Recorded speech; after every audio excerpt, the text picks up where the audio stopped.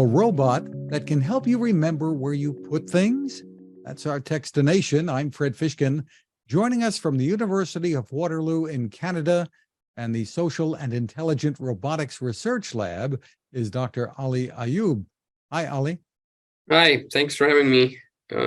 Pleasure to meet you. Now, you've been making some headlines with the work you and the team there have been doing following the publication of a scientific paper.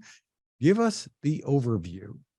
A quick overview, I guess, of the system is that we're trying to develop a episodic memory system, so kind of a memory management system for a robot that could assist people in their households, specifically to find any items that might have gone missing or items that might be misplaced in their house.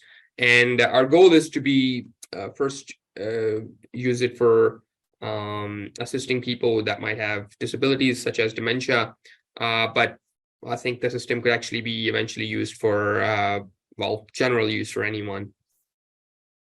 I was going to say you have a lot of people excited, I think, by these headlines here. Tell us about the potential use case scenarios and how this could be used. Yes, of course. So as I mentioned, the first potential use case is actually for helping people with dementia. Initially, perhaps their caregivers, so that they could use this technology to help them perhaps find any items in their house. But actually the goal further than that is actually to help people that might be like older adults in their households, to even remind them about, let's just say, taking medicine or actually going through the events of the day in general, rather than just simply finding objects. So those are some potential applications. And then finally, a quick, easy application is for us users to just have an app on our phone, and we could pretty much look through our robot's memory on that and see, hey, I lost my keys. Let's see where they are. Or let's ask the robot where it might have seen the last time in the house. Yeah. So how would this work? Would you have a robot essentially tagging along with you all of the time, keeping track of where you're putting things? Actually, the goal is that the robot would be in your house, and essentially it could be a companion robot or an assistive robot. And it could be performing tasks in the household. It could be, like, for example, a Roomba. Let's just say, we're not hoping to apply it in the Roomba, but let's just giving an example. So the Roomba, let's just say, cleaning your house, and it still uses camera to maybe track some of the things that might be in your household. And then you could just simply go through the memory of your Roomba and then check it. So it doesn't have to be tracked, attached to you the whole time. It simply just has to be in your household doing its own tasks, while it also does the job of actually having its memory be available to be tracked using an app for the users. Is your plan to actually build robots or sell your technology to companies that are building robots? Our hope is actually not to build like a physical robot. We're actually mainly interested in developing the technology itself. And then if it does get to a point that it is applicable in the real world, and we are hoping to do some studies with people with disabilities as well. And then hopefully we can move forward with plans to, I guess, commercialize it. And license this or sell it to companies that would be making assistive robots? Is that the idea? Hopefully, I mean, right now we don't know where it might go actually, but hopefully it would get to that point. But right now we don't actually know until we actually perform these tests with real users. I think then we'll have a better idea and how we can actually improve it or make it useful for people that are going to need it in their daily lives. How is it that you and the team there decided to focus on solving these issues? Yeah, that's actually a good question. My research interests particularly are in household assistive robotics. So that was one of my interests. And then my supervisor, who is Professor Kirsten Dottenham here at University of Waterloo, she's been working in this field for actually a long time. I think it's been 20 years, maybe more, just on the area of developing robots that could assist people and or even children that might have disabilities. So that's where we actually discussed, and she had worked on this idea a while ago. I think it was in 2000, maybe 10 or 7. But then once I joined, then I actually we both talked about it, and then we, I guess, came up with this idea to move forward with this project. Yeah. Where are you on the roadmap here in terms of really bringing this into homes and helping people? Right now we are actually hoping that well, okay, let me just I guess I should go back up a little bit. So in terms of deploying into real homes, I think I don't think it's possible to be deployed right now. Because some of the concerns are actually also related to the hardware of the system. So the robot could actually be deployed in a real home. We're hoping to actually start testing it in a smart home type facility.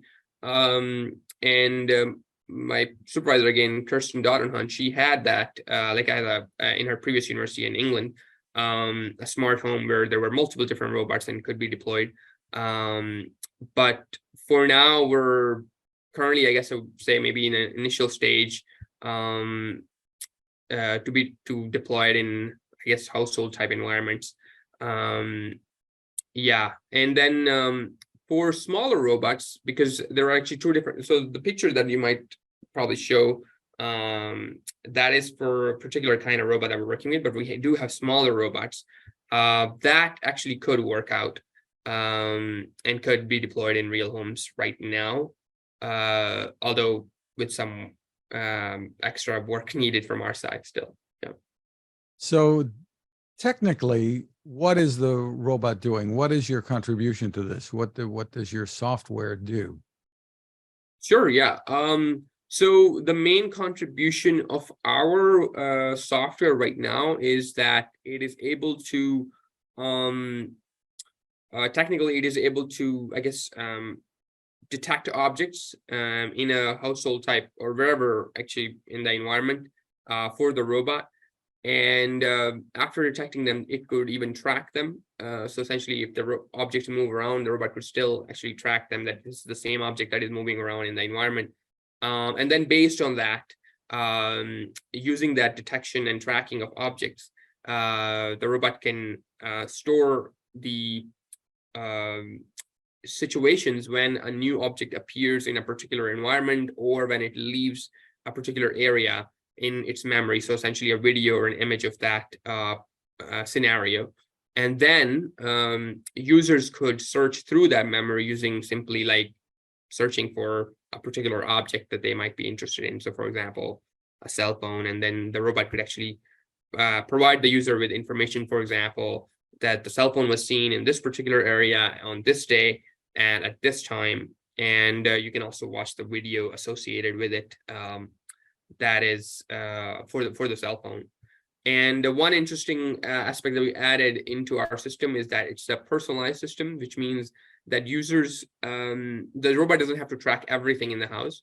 The users can simply tell the robot using the GUI that whatever it needs to track. So the users could tell the robot, hey, so for example, me, if I lose my phone or keys or I don't know, some special mug, then I could simply tell the robot from using that GUI, graphical user interface, which objects are important to me and and those are the objects that the robot should track. And so your glasses or whatever it happens to be, it would learn which items belong to you and maybe which items belong to someone else in a household? Yeah, that is actually right now we don't have that system added. We're actually currently working on that with some students.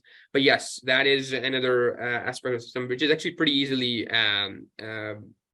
we can pretty easily add that in our system that different users could define different items that they're important to them, and then the robot could actually personalize to each particular user in the house as well. Yes.